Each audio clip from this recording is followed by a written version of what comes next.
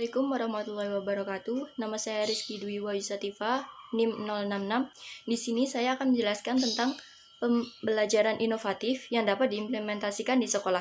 Di sini, pembelajaran inovatif sendiri ialah pembelajaran dengan strategi dan praktik-praktik khusus dengan melibatkan seluruh aspek secara kreatif dan inovatif untuk ke arah yang lebih maju.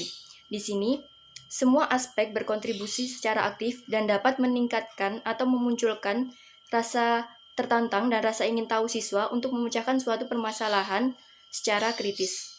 Contoh-contoh dari pembelajaran inovatif yaitu yang pertama, model pembelajaran langsung. Di sini, guru sebagai sumber informasi dan harus mampu untuk mewadahi pertanyaan-pertanyaan siswa sebelum siswa itu melanjutkan ke tahap yang selanjutnya. Di sini, pembelajaran ini membutuhkan kemampuan guru dalam mengajar agar dapat memberikan instruksi yang jelas bagi siswanya untuk melanjutkan ke tahap selanjutnya. Contohnya, guru kimia mengajarkan teori-teori sebelum melakukan praktek. Dalam hal ini, guru harus bisa mewadahi pertanyaan-pertanyaan siswa tentang teori-teori dasar tersebut sebelum melakukan ke dalam praktik.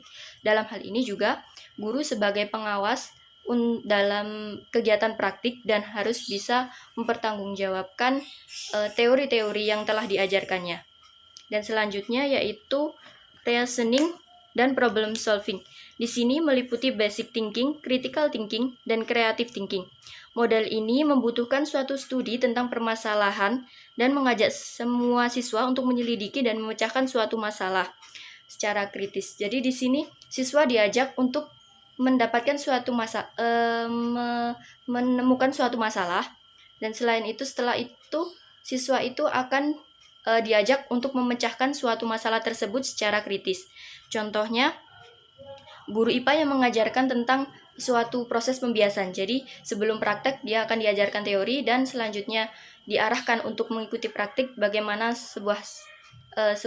misalnya sebuah sedotan bisa bengkok dalam air. Jadi di sini dia menemukan permasalahan dan memecahkannya. Jadi di sini akan membuktikan teori dari pembiasan itu sendiri. Dan yang ketiga adalah model diskusi.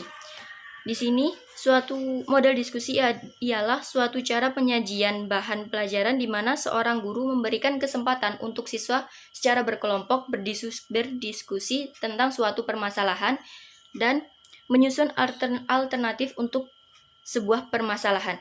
Misalnya, diskusi mengapa penyimpangan sosial terjadi, dan mereka akan mendiskusikan dan menggabungkan pendapat masing-masing untuk mencari solusi yang lebih efektif untuk menangani penyimpangan tersebut. Selanjutnya ialah model perubahan konseptual. Di sini, model ini mengonstruksi pengetahuan dan mengaitkannya dengan realitas yang benar-benar ada.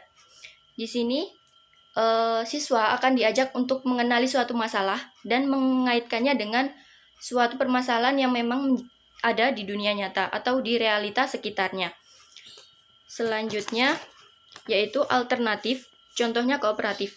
Kegiatan pembelajaran dengan cara berkelompok untuk bekerja sama, saling mengonstruksi konsep, serta menyelesaikan persoalan. Di sini hampir sama dengan diskusi, jadi mereka bekerja sama untuk memecahkan suatu masalah. Jadi setelah menemukan suatu permasalahan, mereka akan saling bertukar pendapat dan saling mencari sebuah solusi untuk memecahkan suatu permasalahan tersebut. Terima kasih, sekian dari saya. Wassalamualaikum warahmatullahi wabarakatuh.